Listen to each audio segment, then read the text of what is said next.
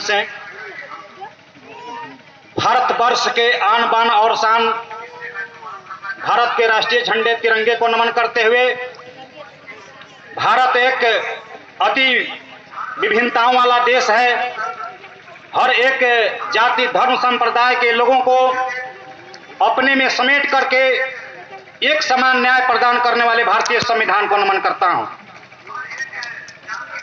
तदुपरांत समस्त मानव जगत को जंगली संस्कृति से निकाल करके मानवता, भाईचारा, करुणा, मैत्री का पाठ पढ़ाने वाले विश्व के सबसे बड़े दार्शनिक महामानव तथागत गौतम बुद्ध जी के चरणों में अपनी माथा रखता हूं। गौतम बुद्ध के विचारों को पूरे दुनिया में विस्तारित कर उनके धम्म को ग्लोबलाइज करके पहली बार सार्वभौमिक संस्कृति का नींव रखने वाले विश्व के श्रेष्ठतम शासक सत्यमेव जयते के जनक वसुधैव कुटुंबकम के जनक सम्राट अशोक महान जी को नमन करता हूं। तदुपरांत महाराष्ट्र के धरती पर जन्मे और हम बहुसंख्यकों के लिए शिक्षा की लड़ाई लड़ने वाले राष्ट्रपिता ज्योतिबा फुले जी को नमन करता हूं, जिनके कठिन संघर्षों के उपरांत हमको पढ़ने लिखने का अधिकार उन्होंने दिलवाया। भैया बात करो। उन्हीं की पत्नी लगाओ। और भारतवर्ष की लगाओ पहली महिला शिक्षिका मुख्य वक्ता माननीय सवितानंद मौर्य जी को नमन करता हूं और मुख्य अतिथि पूज्य भंते जमसेवित तारा सावा जी को नमन करता हूं। मैं एक स्वर में इस मंच पर उपस्थित सारे लोगों को नमन करते हुए मैं उत्तर प्रदेश के ओजस्वी अध्यक्ष माननीय रविंदर मौर्य जी को नमन करता हूं और बिहार प्रदेश के अध्यक्ष माननीय भीषम जी को बहुत बहुत साधुवाद देता हूं कि आपके अध्यक्षता में बिहार बहुत आगे बढ़ रहा है। साथ में हमारे दो महासचिव उत्तर प्रदेश के माननीय हरिश्चंद्र मौर्य जी और माननीय अरविंद जी के नेतृत्व में उत्तर प्रदेश भी बहुत आगे बढ़ रहा है। इसके लिए मैं आप लोगों को बहुत बहुत धन्यवाद देता हूं। इसके साथ ही इस लटिया महोत्सव में उपस्थित सम्मानित बुजुर्गों, नौजवान साथियों, माताओं और बहनों, सारे लोगों को इस लटिया आयोजन समिति की तरफ से और बिहार प्रदेश के तरफ से सबका हार्दिक अभिनंदन वंदन करते हुए नमो बुद्धाय करता हूं और जय भारत का उद्घोष करता हूं। साथियों, आज जो विषय बिंदु रखा गया है इस लटिया महोत्सव में, मैं इस पर कहना चाहूंगा कि गौतम बुद्ध ने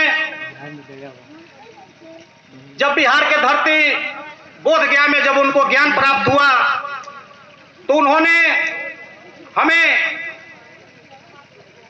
मनुष्यों के में अपने कमियों को दूर करने के लिए शिक्षा दिया कि आदमी कैसे अपने कमियों को, अपने विकारों को निकाल सकता है। और जब हम लोगों ने उस विकार को निकालने का जब काम किया, हम अपने आप से सुधरने की कोशिश करने लगे तो हमारे देश से अंधभक्ति, अंधश्रद्धा, अंध ध्यान खत्म हो गया, जिसके चलते हम लोग आगे बढ़ने लगे। बाद में सम्राट अशोक का प्रादुर्भाव होता है और गौतम बुद्ध ने जो हमें देशना दिया था अपने विकारों को दूर करने के लिए, तो उसी देशना को सम्राट अशोक ने पूरे देश का विकार दूर करने के लिए एक ऐसा मंत्र दिया जिसके चलकर हम भारतवर्ष के लोगों ने भारत को सोने का चिड़िया बनाने का काम किया। और सम्राट अशोक ने कहा था कि किसी भी देश का विकास उस देश में पाए जाने लोगों के नैतिकता के साथ होनी चाहिए, तभी हमारे देश आगे बढ़ सकता है। उस समय भारतवर्ष के लोग अपने घरों में ताले नहीं लगाते थे और जब दुनिया के लोगों ने इस विचार को देखा, जैसे माननीय हमारे उप जिला समहर्ता महोदय ने कहा था कि बहुत से बड़े देश के लोगों ने इस धर्म को अपनाया था, तो मैं कहना चाहूंगा कि जब गौतम बुद्ध के विचारों को वे लोग अपनाए तो वो बड़े नहीं थे, वो विकसित नहीं थे। गौतम बुद्ध के विचारों को अपनाने के बाद उनके विकास हुआ और वैज्ञानिकता का प्रसार हुआ तब ये लोग आगे बढ़े। उसके बाद जब सम्राट अशोक ने पूरे दुनिया को अपनी बस्ता माना और अपने पड़ोसी देश से मधुरतम संबंध बनाया और यह ऐलान कर दिया था कि भाई कोई भी हमारा काम करने का हमारा सीमा नहीं है, जो कोई भी चाहे हम उसको दवा दे सकते हैं, उसको कोई अच्छा सलाह दे सकते हैं, खाने का भोजन दे सकते हैं। हमको जब हम दूसरे का सेवा करते हैं तो हमें सीमा का पता ही नहीं लगता है, हम चाहेंगे तो हर चीज हम पूरा कर सकते हैं। तो मैं आपको बता देना चाहूंगा कि सम्राट अशोक के समय में भारतवर्ष की जो आय वृद्धि हुआ करती थी वो 35 से 40% हुआ करती थी, लेकिन आज बहुत दुर्भाग्य की बात है कि आज इसी भारतवर्ष के लोग आज भारत के विकास दर को -2.4 में पहुंचा दिया है। यह सोचने की समझने की शक्ति होनी चाहिए हमको। सम्राट अशोक के समय में हमारे भारतवर्ष का यह स्किल पूरे दुनिया में 65% का निवेश हुआ करता था पूरे दुनिया में, लेकिन अफसोस की बात है कि आज भारतवर्ष में पूरे दुनिया का 65% निवेश है। हमको सोचने की जरूरत है साथियों कि हम लोगों ने क्या पाया था उस समय जब हम लोग सोने की चिड़िया हुआ करते थे और सोने का पैसा हमारे भारतवर्ष में चलता था। और पूरे दुनिया में जिस तरह आप देखते हैं कि भारतवर्ष का मुद्रा हम लेकर के जाते हैं तो नेपाल में हर एक दुकान में, हर एक होटल में, हर एक जगह बहुत बढ़िया तरह से चल जाता है। लेकिन सम्राट अशोक का जब समय था तो उनका सिक्का पूरे दुनिया में हर एक दुकान में, हर एक घर में चला करता था। साथियों, हमें सोचने की जरूरत है।